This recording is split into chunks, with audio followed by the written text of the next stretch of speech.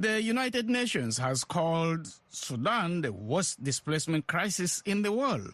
It is where more than 12 million people have been displaced and more than 15,000 others have been killed in a civil war that broke out in April of last year. The head of the Senate Foreign Relations Committee spoke Thursday in Chicago on the sidelines of the Democratic National Committee about the plight of Sudanese and what the U.S. is doing to try to end the conflict in the country. VOA's Carol Van Dam has more. Senator Ben Cardin of Maryland, chairman of the powerful Foreign Relations Committee, talked to reporters here about a number of conflicts around the world, mostly about Russia's invasion of Ukraine and the Israeli-Hamas war.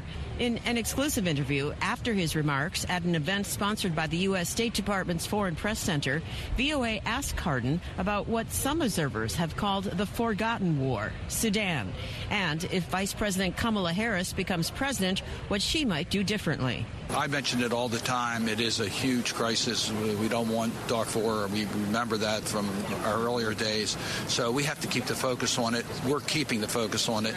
I know that Vice President Harris is fully engaged on what's happening in Sudan. Cardin says U.S. officials are cautiously optimistic about the ongoing peace talks underway in Geneva. So far, the only result of those talks has been the recent reopening of 3 crossing points for humanitarian aid. Representatives of the United States, the United Nations, Saudi Arabia, the United Arab Emirates, and one of the parties to the conflict, the Paramilitary Rapid Support Forces, or RSF, have attended the meetings in Switzerland. Cardin says he hopes countries that have taken sides in the brutal war will stop providing weapons to either the Sudanese army or the RSF.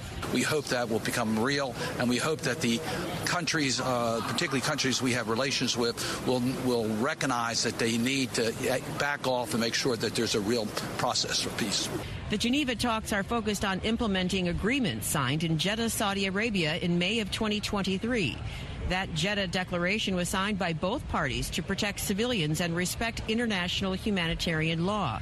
Another Jeddah agreement signed just 9 days later reiterated the importance of protecting civilians during a 7-day ceasefire.